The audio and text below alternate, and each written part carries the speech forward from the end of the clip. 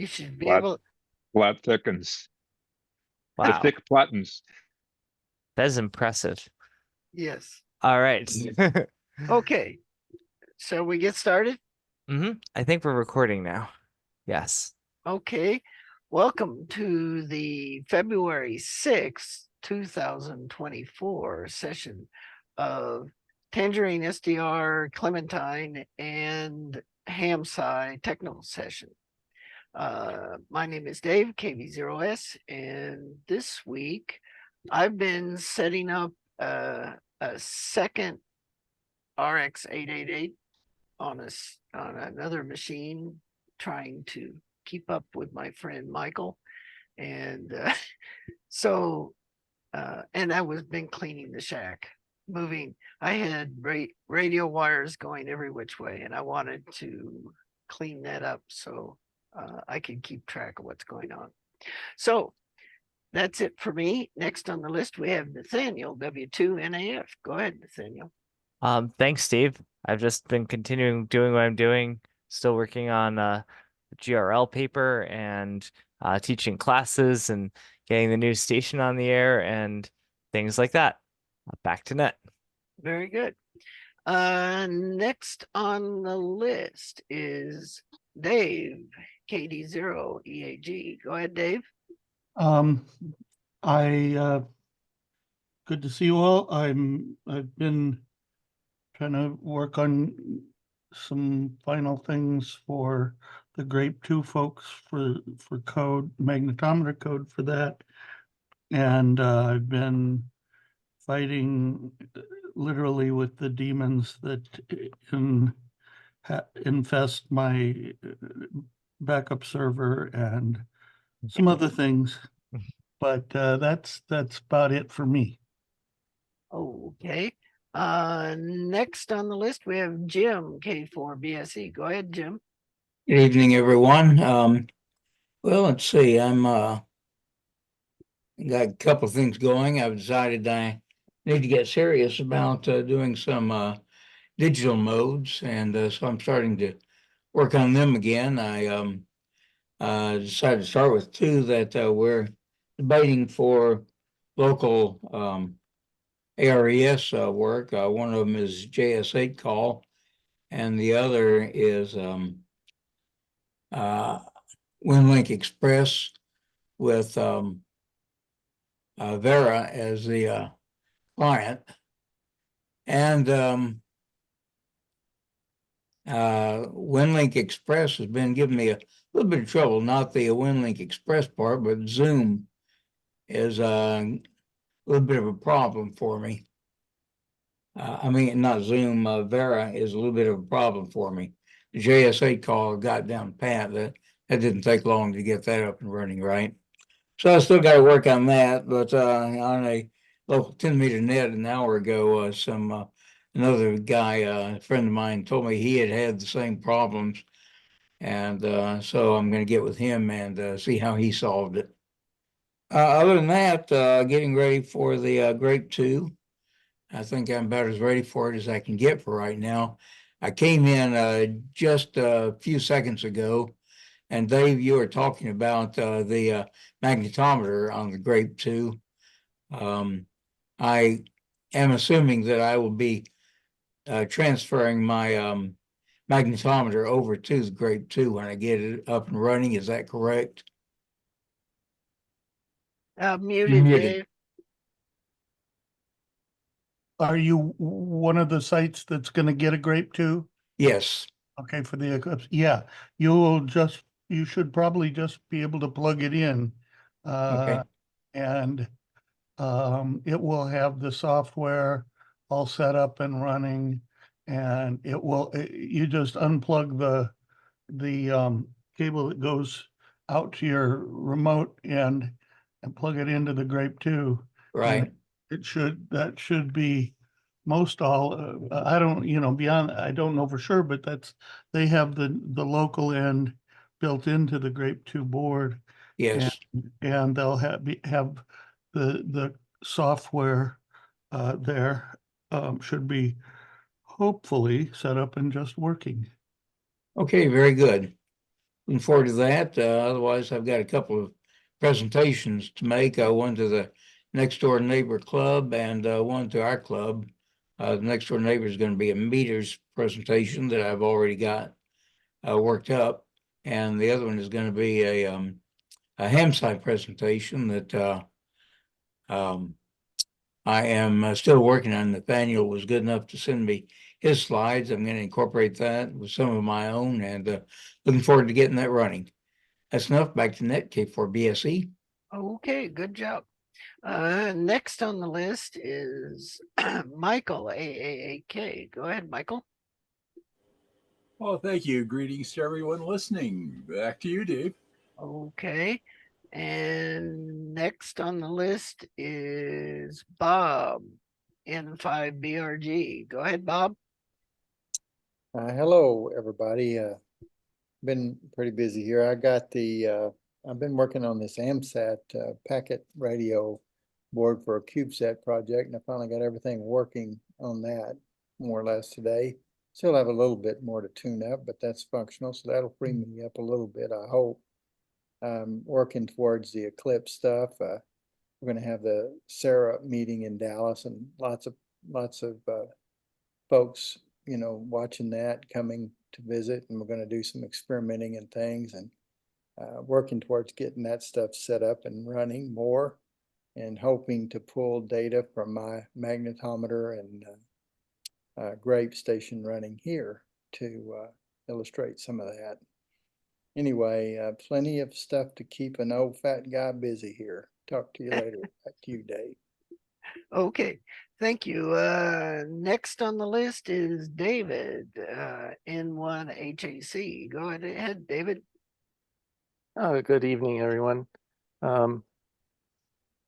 As is the norm right now, we're working away at redeploying our AM Doppler system, building it out, getting it hopefully ready for the eclipse. I will mention that myself and Jim LaBelle are planning to be at the workshop, and I will probably sign up to do a update on our project presentation. Nathaniel. I did give a presentation on the Eclipse Festival to our local radio club, Twin State Radio Club, on Saturday. Unfortunately, a small turnout because we were a number of snafus, but part of it is that we're trying to go to a hybrid format from being Zoom for a while.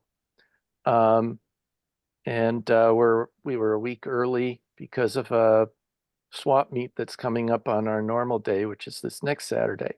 But I did present and pretty much used Nathaniel's slides. One, were more complete in my mind, and second, more in the direction of what I can present than what I had gotten from Gary. I hope that we can work on what the presentation involves. I know a number of clubs are going to get it coming up over the next couple of months. And one last thing, I'm concerned about my brother in Huntington Beach. He seems to be ground zero for the flooding out there, but he assures me he's on high ground. And also we had a rare sighting of this odd orange orb that we hadn't seen in a long time. But we actually have clear Would that be the skies same tonight. one that's supposed to disappear on April 8th? Yes, that same one. That Yeah. same Oh, yes. We've got a rare sighting only to have it disappear in a couple months. But back to Nat. Okay, next on the list is Franco K4VZ. Go ahead, Franco. Thanks, Dave. Unfortunately, I had to give a sad news that Oscar Stella passed away. He was the creator of the BBRF, which is, pretty much the grandfather of the RX-88. And I found out last week that a while ago he passed away. So, give you the sad news about Oscar. He was a good friend. I was talking to him quite a bit, and he was a smart guy too. And back to you, Dave. Well, Sorry to sym- hear that. yeah, our sympathies go out. Next on the list, we have Ed and Gladys. I assume it's Ed, right? It's Ed right now. Gladys is regularly attending the GRAPE conferences. Okay. And we are planning to be at, both of us are planning to be at both the Sarah meeting in Dallas and the HAMSI workshop.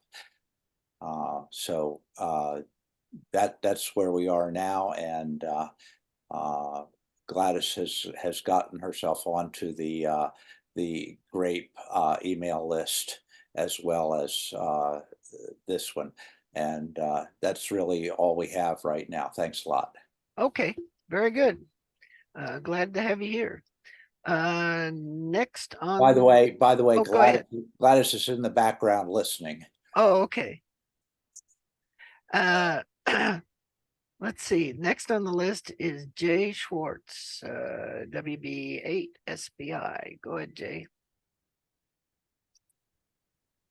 Well, good evening, everybody. Not a whole heck of a lot to say here other than WX5R is who's the PIO for the Solar Eclipse QSO party, is confirmed to be the monthly guest speaker for the March meeting of the Hazel Park, Michigan Whiskey 8 Hotel Papa Amateur Radio Club meeting to talk about the SEQP. So other than that, not a whole heck of a lot going up under here, except my eyes.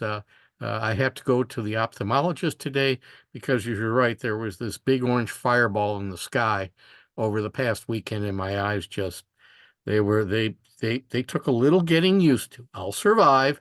I'll be in good shape. I didn't need my solar eclipse glasses for this. Ordinary sunglasses work just fine, but it was definitely a unique sighting. So with that, 7-3, back to net. Okay. And next on the list is Jim N5NRA. Go ahead, Jim. Nothing exciting going on here to report. I'm just here to try to get educated a little bit. Back to the net. Okay, very good. Welcome. Next on the list is Jim K. Oh, I already called him. Okay, it'd be Joe W7LUX. Go ahead, Joe. Good evening, all. The original grape I have here is working fine. Cranks out signal strength and FLDIG data. The Eclipse grape has not done as well as far as power outages go. We've had some weather-related short and medium-length power outages, and the little brains got scrambled in that one. I had to reset it, but it's working now. And speaking of storms, we're expecting 15 to 27 inches here in the next couple of days. Jim, we've had real good luck with JS8. I managed to get a message down to Phoenix, which is 120 or 130 miles south of here, on 80 meters, high noon, using less than 100 milliwatts. I'm not sure how much less, but somewhere between, maybe 20 or 30 and 50 milliwatts. So that really works well. And also, Vera, the newest version, I've seen some comments on the web that the newest version's not working quite as well as the previous version. Thank you, Dave. Okay, very good. Next on the list, let's see, is John WI6P. Go ahead, John. To the group, I'm in the listening and learning mode here, and I do have a question that I'd like to ask later if we have time about whether there's any interest in comparing grape data that on, say, 15 megahertz, comparing vertical versus horizontal antenna polarization. I have two grapes running on 15 megahertz, one with a vertical antenna, one with a horizontal antenna. And I've noticed, for example, on the December 31st X5 event that it looked like there might be some interesting differences between the two. And I just wonder if there's any interest in pursuing those data from the last 3 months or so, if there's any interest in it. Back to Ned. Thanks. Okay, fine. And there may be somebody here that's interested. Next on the list is Jonathan, KC3EEY. Go ahead, Jonathan. Hi, everybody. It was nice to get back into my a normal VLF activities that I've taken a bit of a break from the past couple weeks. So I mailed a Trimble Resolution SMT and SMTX. Those are Trimble GPS timing receivers. I mailed them to one of the developers or maintainers, Gary Miller of GPS Daemon, and he's going to test them and make sure that they are fully supported. I also made a request, which he was nice to fulfill for me. I requested the temperature reading from the Trimble protocol. The GPS timing receivers have a built-in temperature sensor, and now you could access that temperature measurement over JSON data.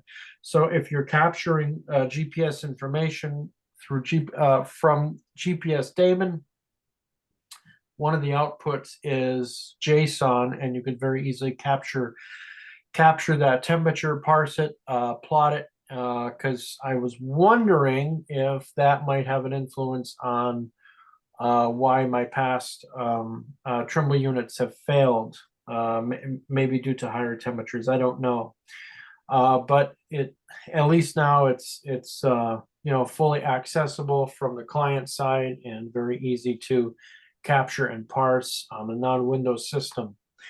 I also finally got my 3-channel VLF system back together. The audio interface board for the multi-channel sound card was kind of taken apart.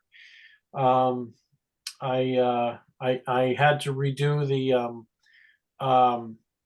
the H-field receiver audio lines or signal lines because it was in a tight space, and I burned some of the insulation jacket with my soldering iron. I didn't like it, and since I'm a perfectionist with that, I had to redo them. So I finally redid them.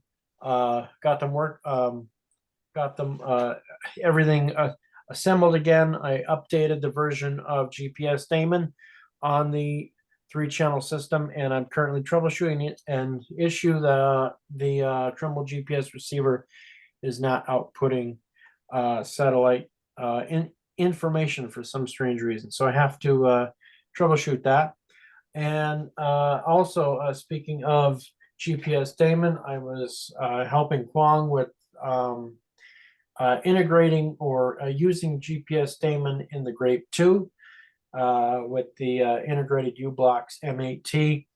The plan is to have the M8T discipline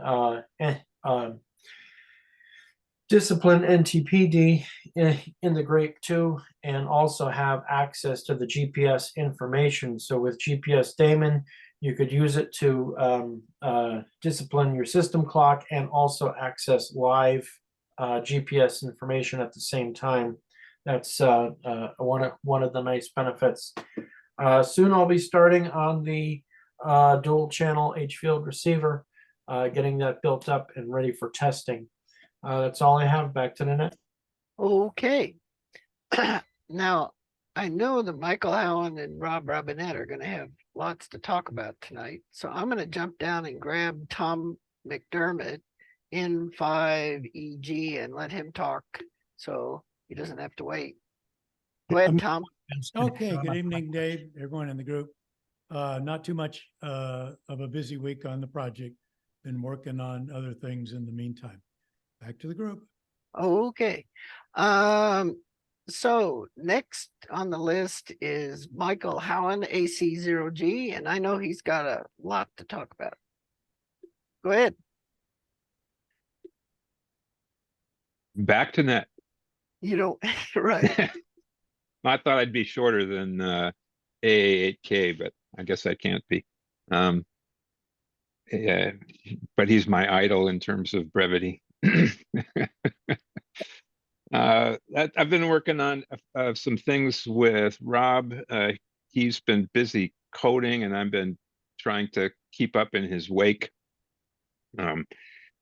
One of the things we're trying to do is get the grape uploads from all of the decoded WWV IQ files that Whisper Daemon makes to Bill's server. And I think it's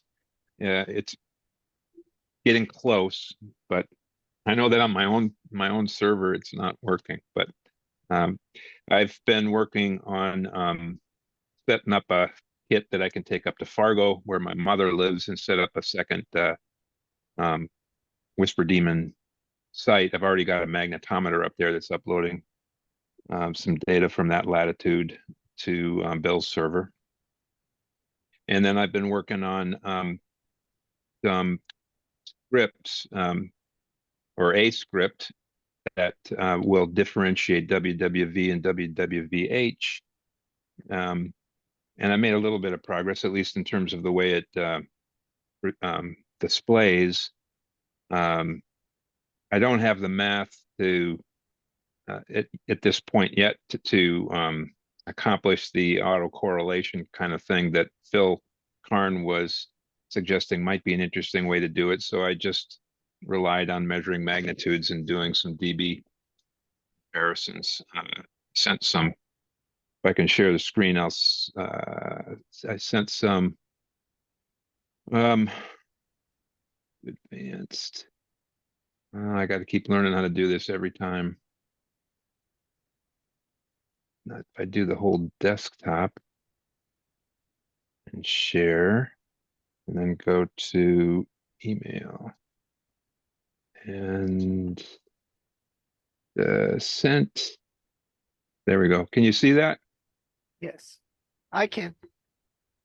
Okay. Yep. So this graph, the top two graphs are Nathaniel's code that he uses to parse the 10 hertz, as you can see, 24 hours of recording. And this happens to be on the 2nd of February, just yesterday, WWV 5 megahertz.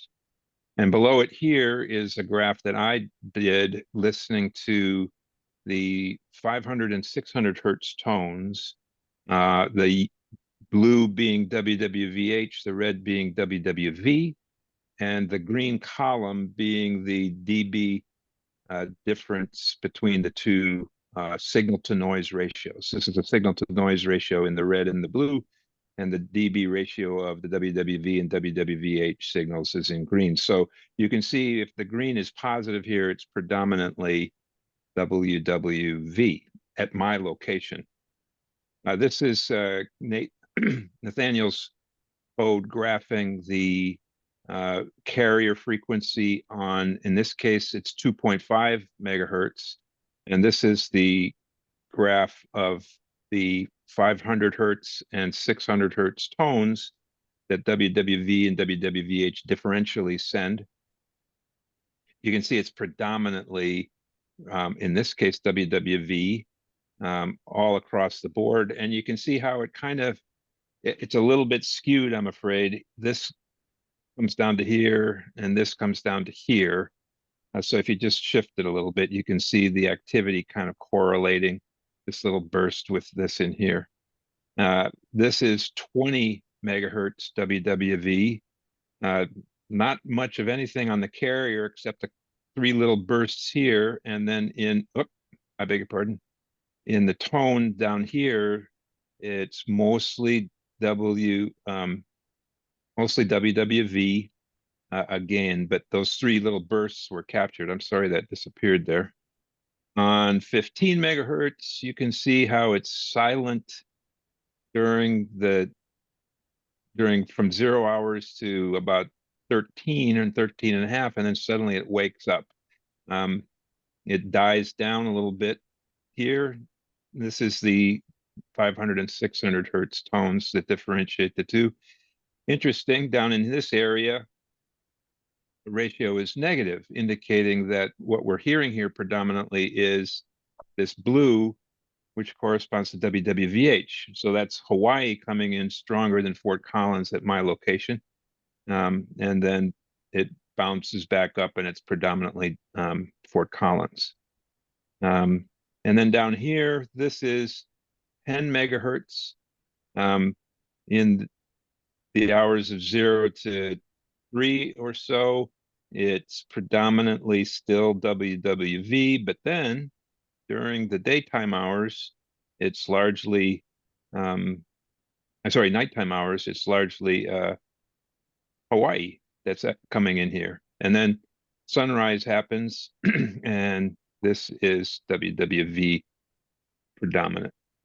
Anyway, the script that Nathaniel wrote runs nice and fast and clippy.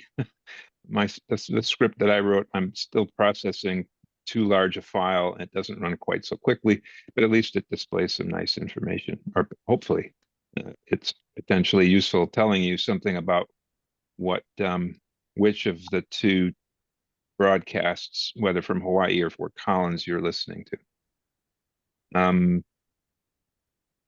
Finally, I am Mike, the other Mike, and I mentioned HPSDR radios. I've been fiddling and diddling, getting one back into service that I had screwed up, and may need to have some help with people who know more about that, like maybe Tom, in reprogramming a Metis card and a Hermes card that I seem to have screwed up. And anyway, those are radios that with frequency stabilization can still be of use to us, I think, in capturing some interesting data, even though it's not nominally a grape. GNU radio has a pretty easy block diagram that can take the output of one of those and create digital RF pretty easily. So that's what I've been working on. Rob can fill in much better detail and information about how Whisper Demon's involved in all this. Back to Net. Thanks. Okay. Can you unshare that. Sorry about that. Get back. Stop share. Okay. Well, then we're down to Robinette, AI6VN. Go ahead, Rob. Good evening, everyone. Michael, that's just great stuff. I'm very pleased to see that. And as I understand it, both your script and Nathaniel's are Python programs. And if so, then I think they could be incorporated into Whisper Daemon so that as it creates the digital RF files to be uploaded to the Grape server, we could also upload those graphs. They're relatively small compared to, of course, all the uncompressed data, and so we would have the the files that Michael and Nathaniel are able to create could be up for every receiver and present there. I don't think that would be much of a file space burden, and it should be relatively easy to do it on the Whisper Daemon end. So, but of course, I have to get the rest of it working. We have been able to upgrade. Thanks, we had to tremendous amount of help from Michael and especially from Franco, who helped by writing the Python script that does the translation from WAV files to digital RF, and helped me through the process, the uploading process, and debugging the uploading. There's that process is, as it turned out, has some gotchas in it, which I can't repeatedly hit. I think I'm no longer doing that. I'm just finishing the refining, making sure that that I don't try to upload every 2 minutes, and just I'm down to the final stages of the refinement process. So with Michael's help, I think we're going to deploy and install this software and start configure the computers, the receive sites, to start uploading on a regular basis, a daily basis. And that should start happening in the next day or two. Among the sites that Whisper Daemon sites are several in Europe. Michael and I just helped a fellow in Germany bring up his Whisper Daemon RX 888 site. So all of these sites, it's almost cost-free for them to do WWV monitoring. Of course, there's the questions about, is WWV heard over there, and are there interfering signals, and so on. So it may not be very valuable, but we do have one site that I suspect will be valuable. I hope it comes online before the eclipse. John, who we worked with in Germany, has a vacation home in the Canary Islands, which is the top Whisper receiving site in the world. I mean, he has one ionospheric hop to Europe, one or two, ocean hops to the US, and he is, always, constantly, every day, he is the top spotting site. So it would be, and being at a lower latitude, it's possible that he could have fairly good reception of WWV. So and now that he has a 888, I know he's planning to take it to Canary Islands, but I'm not sure he's going to be there before the 8th of April. But I'm pretty well along with finishing these features, and I hope to turn my attention to I need to start the transmit side. Michael, in the case of, I do have a couple of Whisper songs. So Michael's, I was planning to ship one to you this week for installation, maybe at your place, Dave. The transmitters should go, not too near to the receivers, and they can be in urban settings, more urban settings, because the signal noise ratios don't make any difference.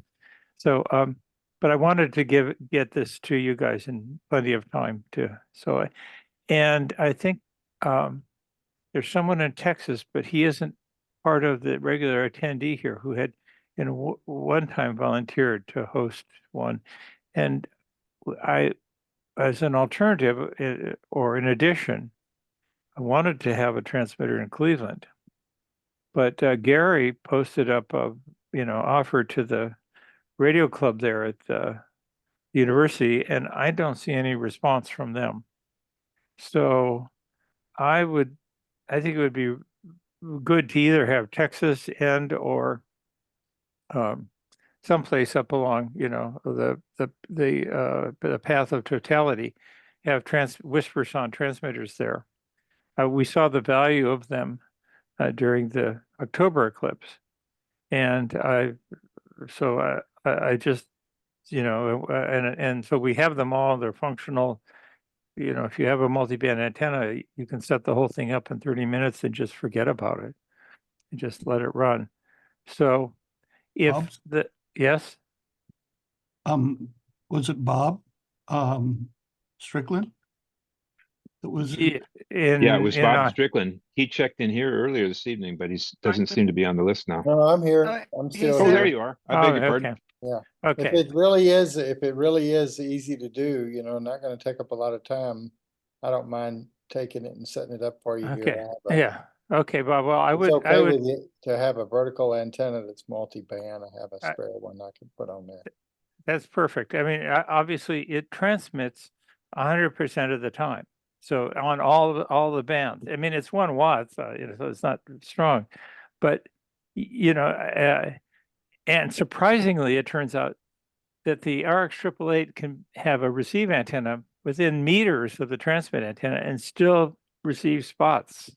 But I don't know whether it would affect any of your other usage of your site. And if so, then you could turn it off, you know, until the eclipse event.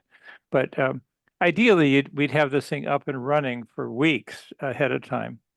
And so that we have a baseline measurement of the ionospheric conditions and the performance of the site through the whole duration of, you know, a baseline against which to compare the eclipse day propagation conditions.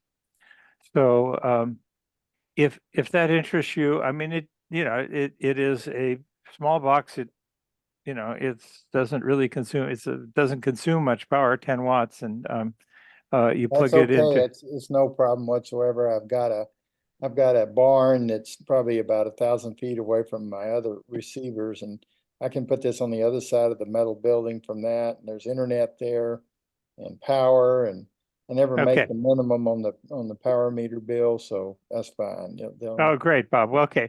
Okay, Bob. Well, then is your shipping address on the, I'll put it in the chat for you here. okay, okay.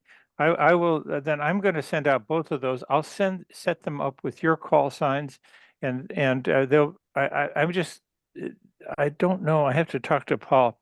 That you need a combiner thing to combine the outputs of these into one feed to your antenna. And we have I don't know if I have to look, they're sitting here. I haven't looked at them. I've been, but I'm not sure if I have I may have only 4-band combiners right now.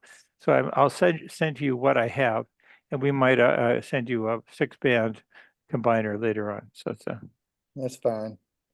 but the things are, and yeah, obviously it will take a little time. We'll have to have a Zoom session and, you know, and me walk you through connecting it up. But I think you'll find it pretty easy, and we'll see how you pop up on the top spotters list. I have a question for Rob. Yes. Are you using the Tapper whisper transmitter? No.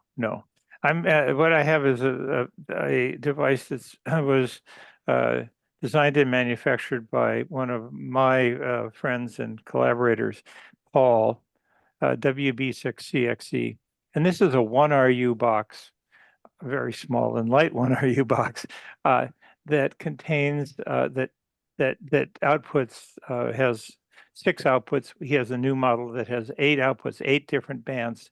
So it transmits simultaneously on all these bands, whisper signals. So this is a dedicated device that needs a GPS. Oh, that's a good question for you, Bob. Do you have a spare GPS oscillator, a Bogner, or do you need one? Should I send one with it? I do not have a spare, no. Okay. Well, then I'll send along a Bogner. So it will need, this device needs a GPS antenna and a Bogner or other GPS disciplined oscillator, power, and an antenna. That's the three things it needs. Okay. No computer required, no internet required. It just, you plug it in, it powers up, and as long as it has 10 megahertz signal from the Bogner. Basically, it needs a GPS RF because it has its own GPS inside to determine the time. But you do plug it back into the internet though, right? That's how you're getting the data, right? Or No. Remember, it's a transmitter, so we don't need. It's not a receiver. This is a transmitter. Okay. So it doesn't. The only reason we would need internet connectivity is if we were going to do some. Yeah. You know, wanted me to help you reconfigure it, but I'll configure it to transmit with your call sign, and I'll find your grid locator from your mailing address. And so before I ship it, I'll set it up um, with those parameters. At which point you don't need to plug it into the computer or anything. It'll just run. Okay, great. I'll get it on as quick as I can for you. Yeah. So these are devices. There's the evolution of this. The ones I have are the kind of the prototype run, the Whisper Sound 6s. They're like an ionoson in the sense that they transmit continuously and allow you to examine the ionospheric conditions. In fact, Gwyn G3ZIL has done a study that shows that we may be able to identify that the height of the ionosphere more accurately with the reports from the Whisper Sound than you can get from my ionoson and reports. So it is a research quality device. I would argue at this point. It's you can get some pretty amazing data. Of course, you have to have receivers that are similarly GPS disciplined to make such measurements. But we have dozens of those GPS disciplined receivers now out there in the Whisper daemon network. So you'll put it up and we'll be able to see the motion of the ionosphere from yours site to others around the world. But yeah, of course, the only really useful motion data comes from the first skip zone. When you go through a second skip, then there's all kinds of additional Doppler effects. But because of you have two refractions from the ionosphere, so there's different motion in each refraction. There is Doppler introduced by the reflection, I think in this case, off of the earth or the water, that introduces Doppler. Not so much that the earth is moving, but that the location of the reflection moves dynamically so the actual distance of the skip changes as the reflection moves. So we've seen that in the side scatter measurements that Gwyn has published. That when you get a 2-hop side scatter, there's motion. There are 3 components to the Doppler shift. There's the motion of the ionosphere on each refraction, and the location, the movement of the location of where the reflection happens after the earth, the water. And if you reflect it off the water, if the side scatter goes off the water, you can actually get a measurement of the wave height, because you can see the Doppler associated with the wave motion. So there's a tremendous amount of data that can be extracted from these measurements using the Whisper Sound, especially. Anyway, I go on. Anyway, that's one of my goals for this week is to get the. There are 2 goals for this week is to get the Whisper daemon grape support deployed and running, and to mail out these configure and mail out these 2 Whisper Sounds to you and to Michael. That's my major report. Just seems like endless work, but I would like, Well- I don't know what you'd think, Nathaniel, I'd like some just feedback on those graphs. I don't know whether they don't look like they're really readable. I mean, Yeah, they're definitely. okay, Yeah. but I they could definitely use some improvement. Well, first of all, I want to say I think it's a tremendous effort, and I think it's a really I think it's really good. I think it's the first time we've really seen anything like this. So I really want to thank you for all of your efforts there. I think the thing I want to try to figure out, and I'm not quite sure how to do it, is how do we know that it's really telling us what we hope it's telling us? Like, how can we really trust it? And I'm not sure of a good answer for that. I know some things, you know, one way that we'll see something is as you get that information, um, if you run it on multiple Whisper Demon sites or if we run it on the Grape sites, I would imagine that patterns are going to start to emerge that, you know, we're probably going to see like more WWVH over on the West Coast, and hopefully that, you know, stations that are near each other, you know, see the same sorts of things, and that maybe ones that are more on the East Coast see more WWV, and we just start seeing some patterns in the big picture that looks like what we would expect. But I think that's something to think about. How are we going to actually like really validate it?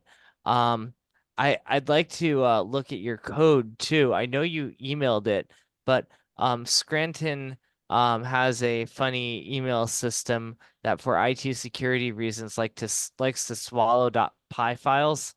So How can I send it to you then? if you just add or change the extension to Okay. .txt or zip it, or, you know, make it not say .py, all of a sudden it becomes okay. Okay.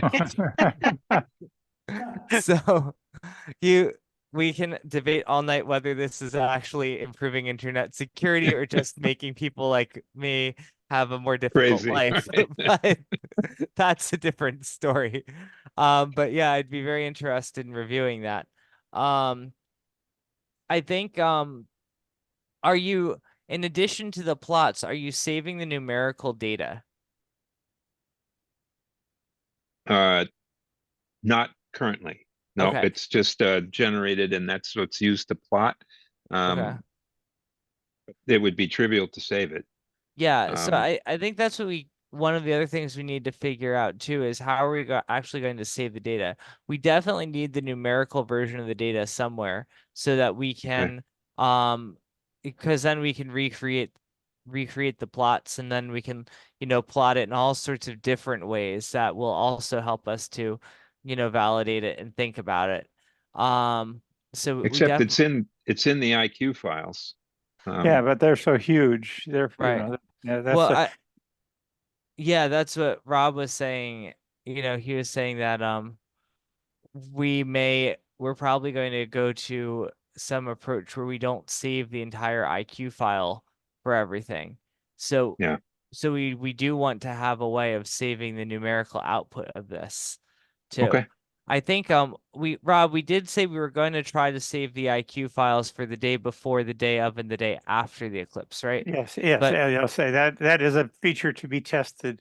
okay. Actually, worse yet, it's a feature to be implemented. I haven't, but it Uh, is, but actually, it's a pretty easy one to implement. I just have to get the, but yes, it's and that certainly is will happen. It does also, as I suggested, it seems like there might be some way of filtering the 16 kilohertz files, only extracting the, you know, having some uh, uh, files that were centered that just had the those frequency bins of interest that might be much more compressible by FLAC yeah. or in some other way. And And that so I wonder if there's a way to do the, you know, apply Michael's filters. And maybe you could do this, Michael, of, you know, once you get through the filtering, you, you know, take those files and see how FLAC can, how much it can compress those files.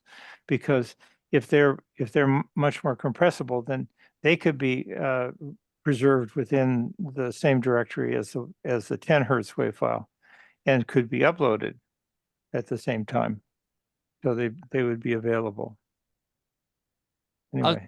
a couple of other thoughts I had about your plots. One thing I thought was interesting was Well, before I tell you what I thought was interesting, is there anything that surprised you when you looked at the results?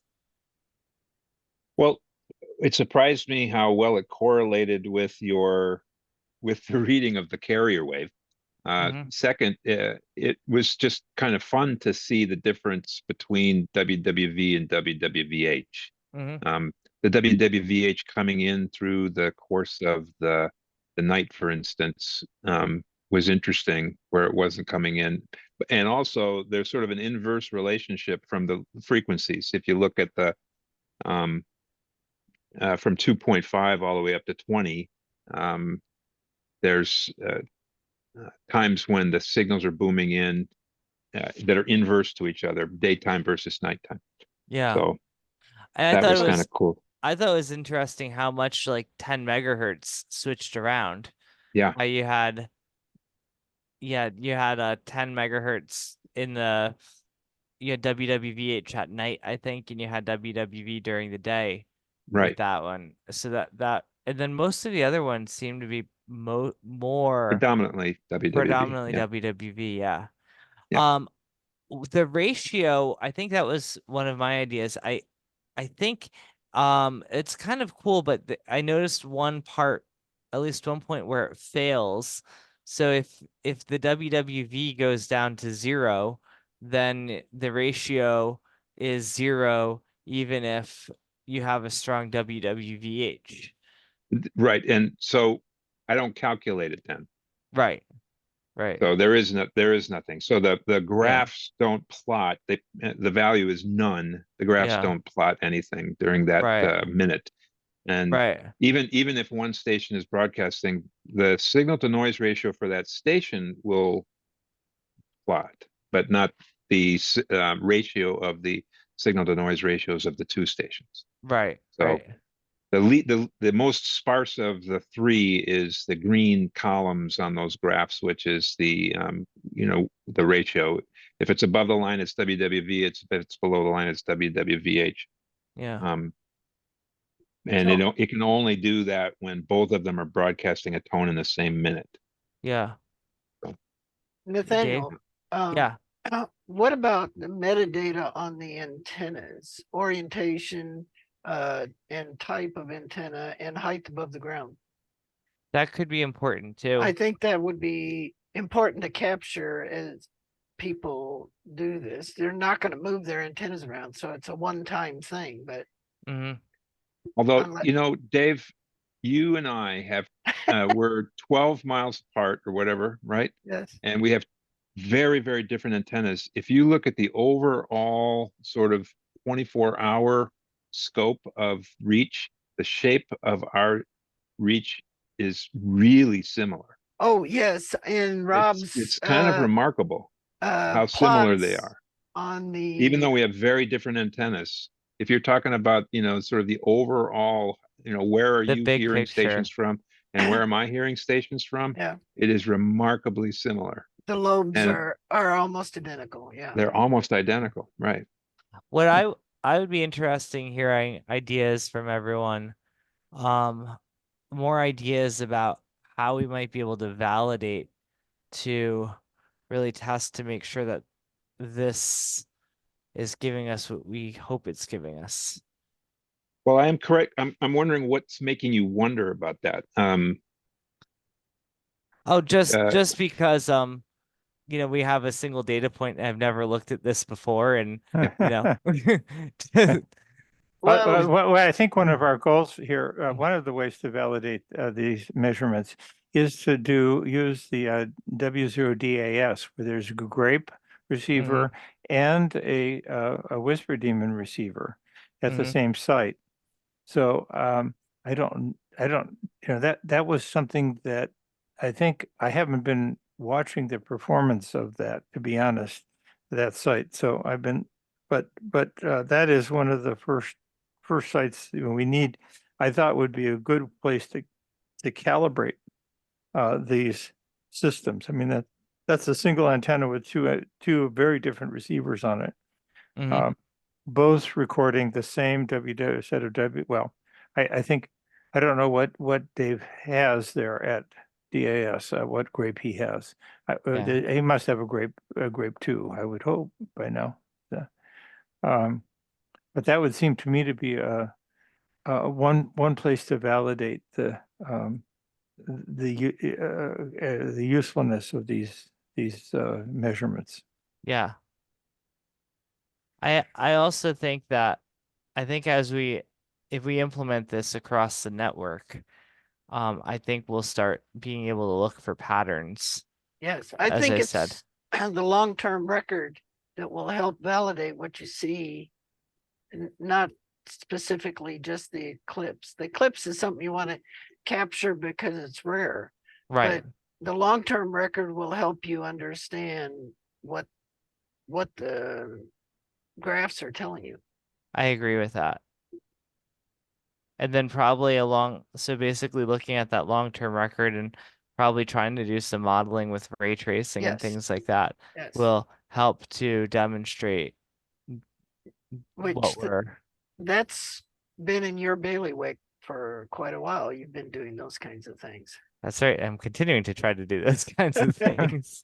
So, Well, would you do things like, I mean, I can imagine trying to capture data and compare it directly from stations that are in a circumference around one of the transmitters.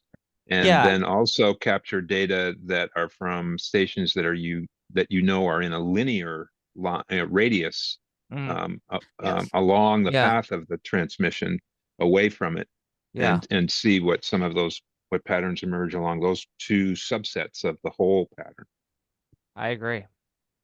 So I think it sounds like you're well on your way to getting this implemented in with the Whisper Daemon and getting that up onto. Then we have to also make sure Bill Engelke has a way of accepting those numerical files as well. Yes. That isn't a problem. I mean, we just upload a whole directory tree Yeah. and up to these accounts, and you can just create a parallel directory tree that has our data in it. Okay. He has, so Bill doesn't need to do anything. The only I don't know how much space he has. I mean, for this this new WWV versus WWVH data product. It could go up there. It can go up Yeah. there because if we created in Whisper Daemon and put any files that are in the the received directory tree where the 10 hertz wave file is, Yeah. I can transfer any other files up along. Well, I wouldn't transfer the 10 hertz. Well, I might transfer the 10 hertz wave file if you wanted to look at it. Yeah. In its raw form. Mhm. But that would double the data storage there. Probably Right. not. I mean, That's probably not something Bill would want. The digital RF is probably sufficient. Yes, I think you'll have the 10 hertz in there. But the Yeah, PNGs and if you had PNGs and other things that you wanted to put up in that same account, it would be trivial to upload them. I believe the digital RF also has a mechanism for saving metadata along with it. Yeah, and there is a possibly- there is a metadata file So- which actually we create and put is uploaded. So Yeah. it's actually the metadata file. I should look at it. It's a text file. I don't know. I can't remember now. I guess if Franco isn't, I don't know. I mean, he Yeah, might be. here, Rob. Yeah. What I forget, you incorporate the metadata file. And I Yeah, don't so remember, is it the same basically, everywhere, or did I somehow no, basically what we have is a configuration file, which is very similar to KNQ radio. And Yeah. at the end, you can put section with the metadata. So by default, you store only longitude, latitude, the call sign, I think the name of the receiver, and a few other things. But you can put, remember when we had the GPS DO, for instance, equal yes to one case? Yeah. So you can add anything you like there. Yeah. Now I forget where that file is, though.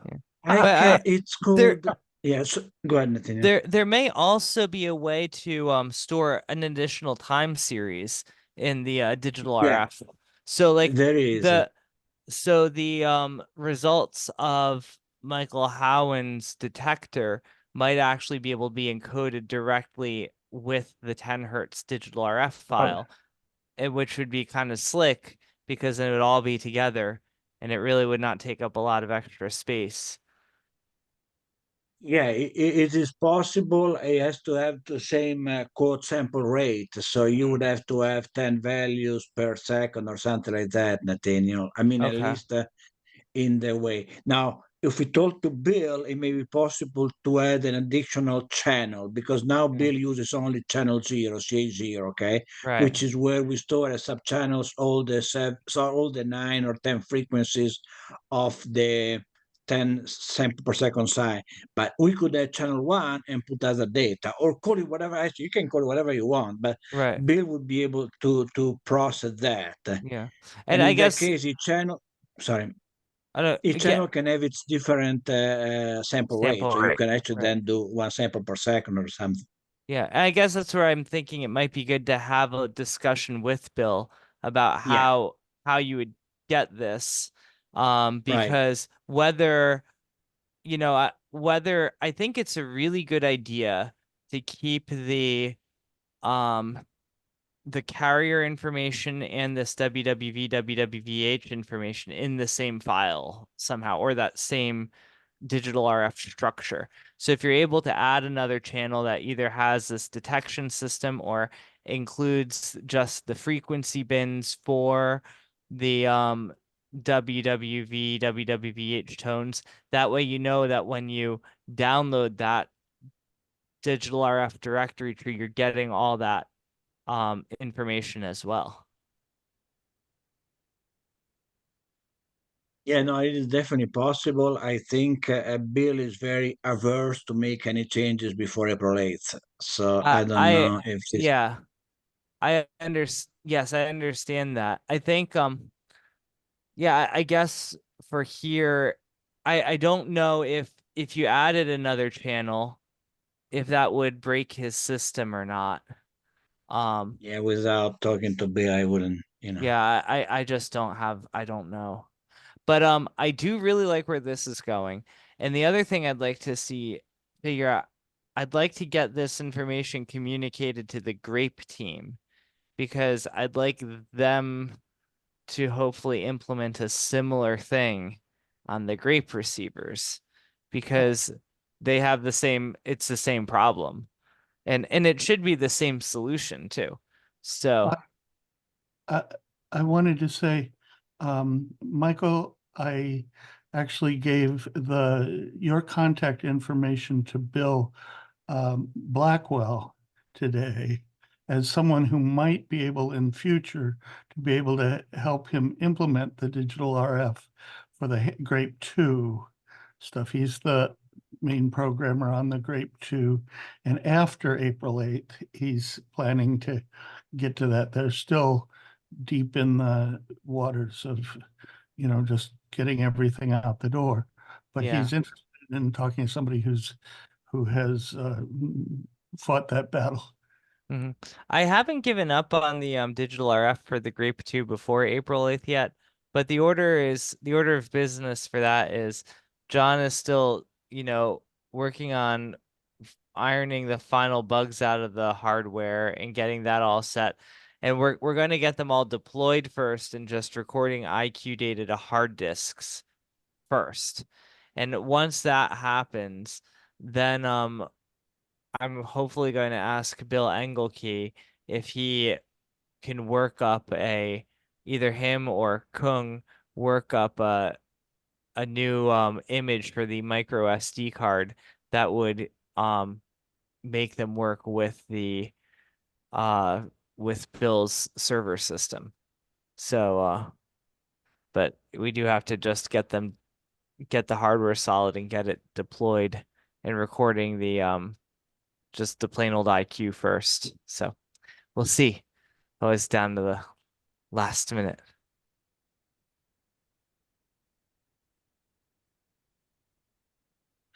So the nominal deadline for the Hamsci workshop abstracts is February 10th. So that's coming up. How many people here are planning on putting in abstracts?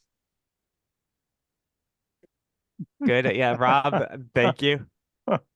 I mean, do you want, I mean, I hope you would I mean, I don't know, you know. Please. Yeah, Yes. okay. Absolutely. Okay. I'm desperately hoping you would. Oh, okay. I just want to be sure. I don't want to. Please. Michael Howen, would you be interested in coming to the workshop? I was interested, but I have a daytime job that has me working that weekend, so Okay. I can't Yeah. come. I'd like to That's come because my son is in school over there, so it would always be nice to visit, but yeah. I gotta work. Okay. That's very understandable to keep people alive, right? Let's see. Dave Witten, are you planning on coming this year? I think you're muted. Yes, I try to spare you my more idle comments. I am planning to come. Okay. I didn't plan to make it, I hadn't any plans to do an abstract, but Would you be interested in doing, I mean, you have a lot of stuff going on. Would you be interested in putting in some abstract or? I'd rather not unless Okay. you really need it. You know, if you get short, we can talk about it, but I really don't feel like I have a whole lot to talk about. Okay. Well, I will go ahead and I will look at what gets submitted, and then if we feel like we're short, I'll come back to you. I know David, I know you and Jim, you said you're both submitting abstracts. Well, I think he's going to have me submit an abstract, but we're both Okay. coming. Okay, great. So you're submitting an abstract. Right. Tom, are you planning on coming this year? Some medical procedures that are occurring in March. Okay. Not going to be able to make it. I'll attend virtually. Okay. I did hear you, but your audio is very low. Ah, sorry. I keep forgetting to swing the microphone back here. I'm not going to be able to attend due to some medical issues. Okay. Very understandable. I think Franco, how about you?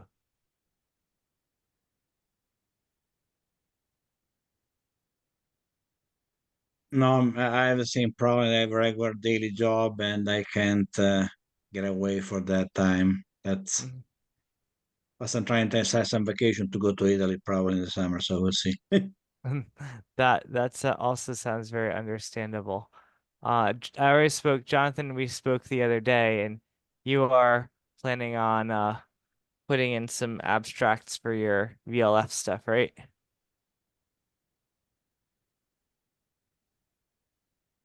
Yes. In fact, I submitted an abstract. It should be there.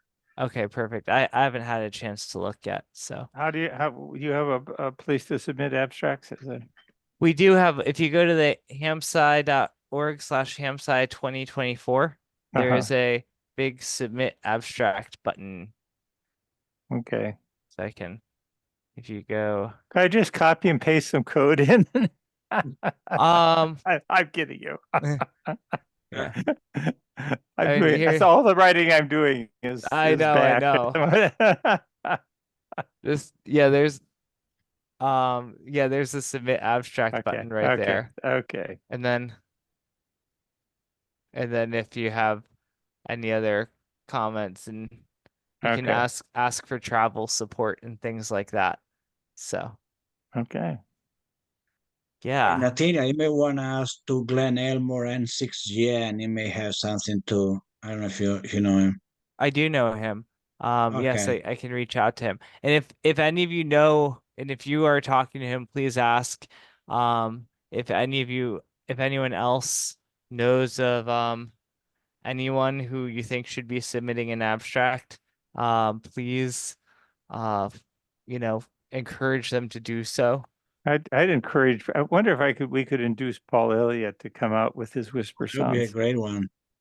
Yeah. And Yeah. we do have travel funding and support available. So if like we I can don't think I can tell you that is definitely not an issue for Paul. well, you know, I have it, so like for some people it is an issue. Some of it and, is.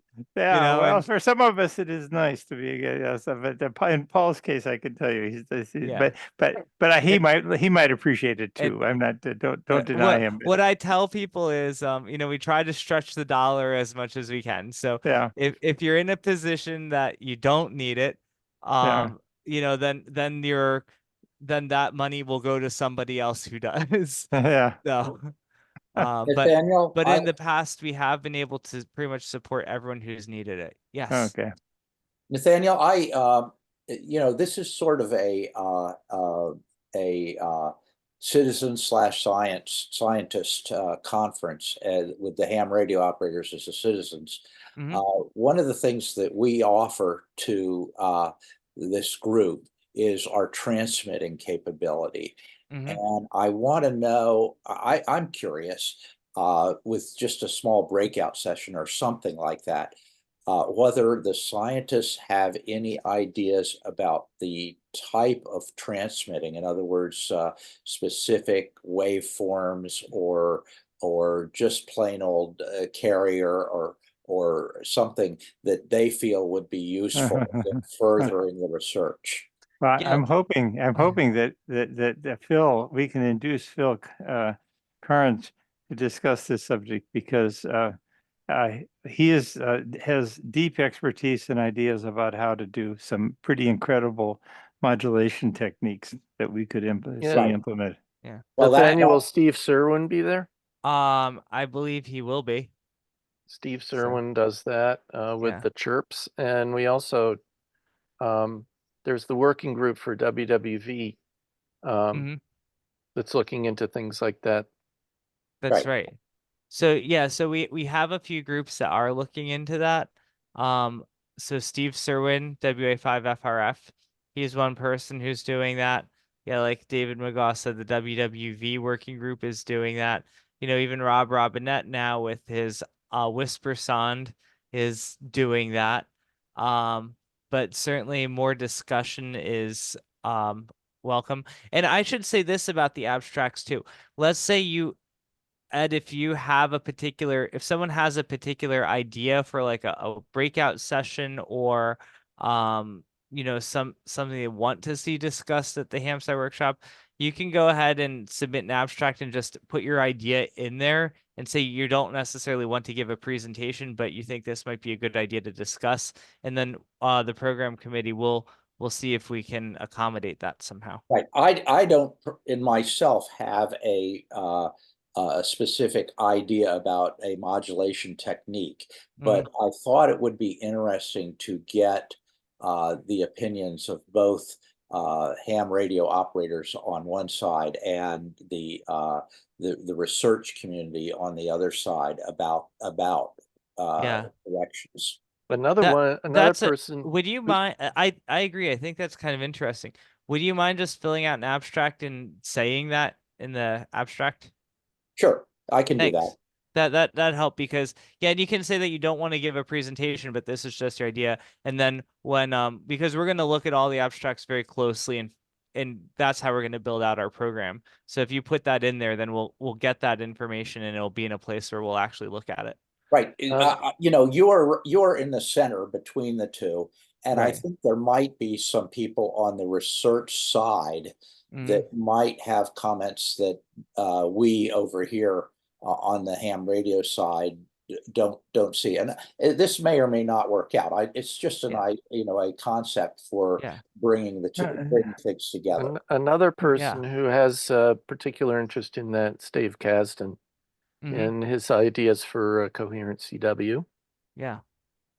You know, there's also a group at Cornell that is put out a modulated transmission from, I think, in association with the HARP group. And they published a paper where they were measuring time of flight of transmissions from, I think, the HARP up in Alaska using a modulation technique that provided them with insights. Are you aware of any groups of doing that such work at Cornell? Yeah, Cornell has a pretty big group. I think Dave Heisel's up there. And That's right. Well, and he is I'll try to find this. This Yeah. was, thanks for bringing this up, because this is alternative modulation techniques, I think, are the next frontier for us. Because these carrier-based, continuous tone, small frequency modulation techniques have, I think we're close to exploiting all the information we can gain from them.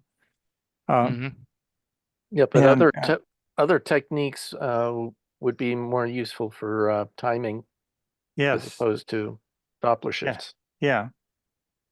So anyway, that would be, but let me try to dig out this, there was some publication about this work from this Cornell group about transmissions that I have to, let me see if, I don't even remember who told me about it in the last couple of weeks. I would bet it would be Dave Heisel, or he'd be involved. He's quite sharp on this stuff. It was Paul. Yeah, I who think came up so. with We've done some work with him. Oh, here it is. Yes, I found it. It's from Paul Ariat. Paul Ariat. Let's see. Our unique HF transmitters employ PRN coding. Much by GPS signal, and the observable data include time of flight, Doppler shift, and amplitude for each of the possible ray paths. Measurements of signals from pre-existing stations and signal sources are unsuitable for the project. This is a Cornell high frequency, something associated What's with the name of that project? You have that? I'm looking for it. I think this might be Here's- something that David Lee Heisel. Do you know him? Yeah, Dave Heisel. Yeah. we know Dave Yeah. Heisel, but Yeah, there's a particular name for the project. I think Steve Kepler has been working with that. And yes, it is intended as a timing modulation that can extract timing information. I'm looking for the link. That Paul Elliott, the Whisper Sound person, was the one who I'm looking for. I found Paul. Let's see. I don't. He just no. This was just. I don't see that specific project. Heisel from Heisel. Yeah, of course, another example of modulation schemes is what's used for ionosonts, digisonts, which are nowadays pulse coded, so you can use much lower power than the original pulse versions.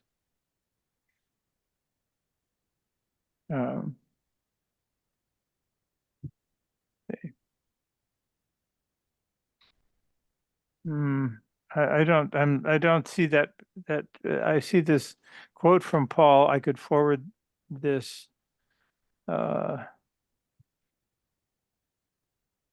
They've made an experimental license filing, WK2XZJ. Cornell University operates well here.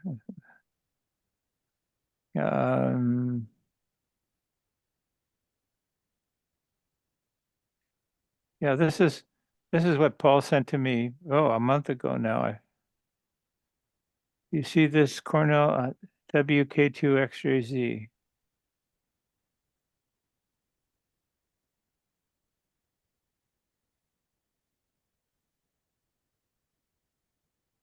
Oh, I see. I They're don't think- transmitting from the HARP station, but they're not using the HARP transmitter. Yeah, I don't think so. They transmit to co-sighted with it. HARP is not 7.5 watts ERP. It's more like 7.5 megawatts. Well, I don't think these are. I mean, I think you could. We've been talking with Phil about applying PRN to the whisper signal, and spreading it out to a 3 kilohertz bandwidth or 2.8 kilohertz bandwidth that we're currently now allowed to use. And within that bandwidth, then you would have enough coding and transition information to improve the temporal resolution to hundreds of meters across a 2-minute long whisper packet. So I think that was kind of the direction I was going, and I'm hoping that maybe in having Phil come to the session, that you might elevate the usefulness of that, or maybe we can just use what implement, have Paul implement what this your friend at Cornell is already doing. And if that were possible and we could implement them in the whisper sound, we would add a new dimension to the measurements that we're making. And we could use all the existing hardware and most of the software that we're deploying for the AMSI, Whisper, Damon, all of this stuff could be applied to transmissions using this modulation technique. Yeah. So to me, this is the next generation of this project, of our research. Because once you do that, you can not only look at the time of flight of one path, you can look at all the paths, or many paths, not all of them, but and gain a lot more insights into what's going on in the ionosphere. That seems to me, at least. So, anyway, if you know him, I'll forward you this email. But this is all that you're seeing. All I know on the subject, and the links are down here. Here, I'll send you this one, which with Paul's links to, but I think you probably there's more to be gained from talking to him directly. Yeah, Jim Bell knows him well. He's actually he's hosting one of our AM Doppler receivers. Yeah. Yeah, I chatted with him a little bit at the CDR meeting last year. So yeah. Well, Paul's whisper sounds would be a great candidate for implementing that, and anyway. That's thanks for bringing it up. I forget who did. Yeah, I think it was Ed. Ed, who's I see Gladys, and I said that's not Gladys. Oh, and by the way, anyone who is interested in the WWV modulation, the working group is meeting tomorrow afternoon at 4. I unfortunately won't be able to because we have a group meeting at the same time. But if you're interested in that modulation, there's a link to that on the Hampsite site, right, Nathaniel? I'm not sure, but I can certainly, anyone who wants it, I can forward it to you. I believe it's one of the ongoing projects that you have. You think WWV wants to add a PRN sub-channel to the? Is that meeting in the morning or afternoon? Afternoon, tomorrow, 4 p.m. Eastern time. I might be interested in sitting in on it just to find out what's going on, because I don't fully understand how the modulation technique detects which bounce it's on, and that would be interesting to me. Yeah, let me get you that email then. I just got a reminder for it. Collins. So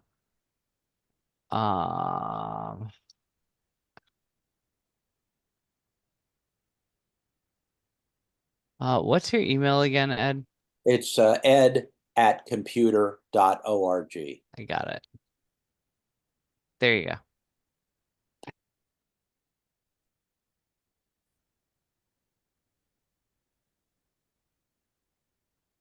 I thought you had a page for that on the under Hampsite. Yeah, I think maybe if you go to hamsite.org/WWV. Right. Yeah. I will also check that out. Yep, But that's it. there's really no useful information at that page. There was, it's a problem with Google Forms because it's supposed to display. I've had this problem It's before. displaying, it's just saying that they're no Oh, there it longer is. taking responses for that particular project. Oh, yeah, oh, here it is. But what I can do, This is, oh, WWV Amateur Radio Club has something on it. Do they post when the meetings are? I can put it on the ham site calendar. Yeah, that's what I'm suggesting. I thought it was on there because we kind of started it. Why am I not signed in here?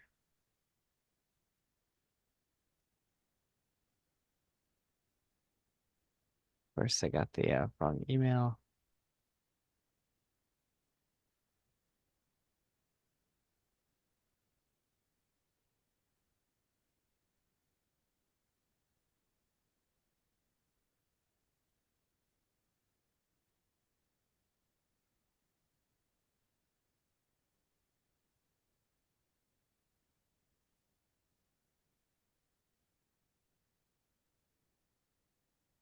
Okay.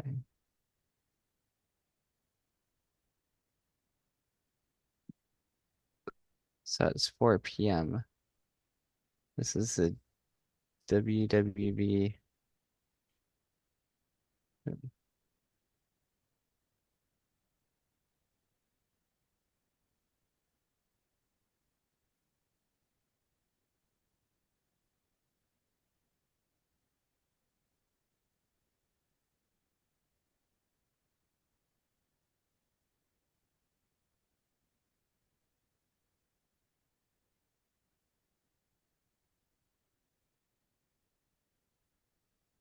All right, it's now on the ham site Google Calendar.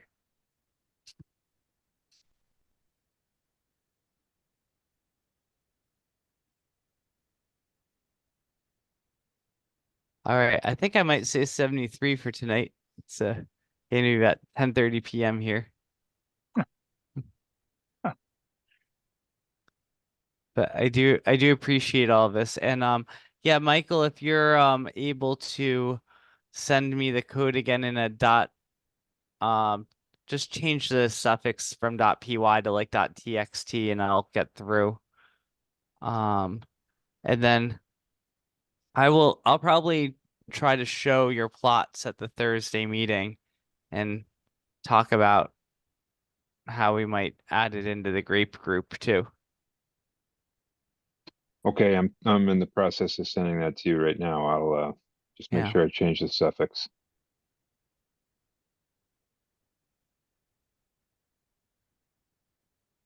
And I see Mike Neruda is also interested in the WWV meeting, so I can send that to Mike. There you go. Thank you. You're welcome.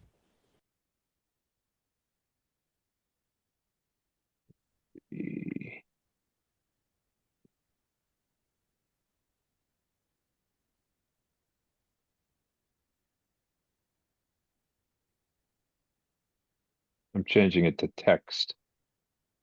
Sounds great. Hopefully that will get through.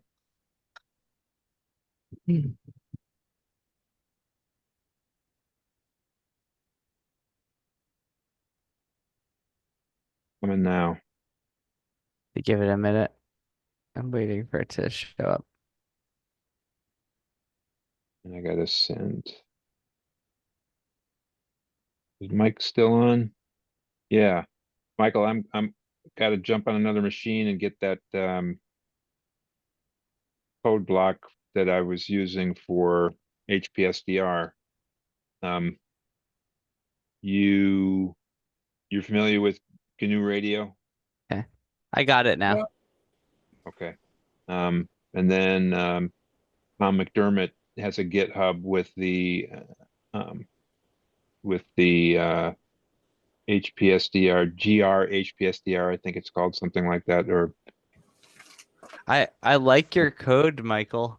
it you actually have it split up into functions, and each function has a doc string, and then you actually have a main function at the bottom and a little script, if name is main. I like all of I like all of that.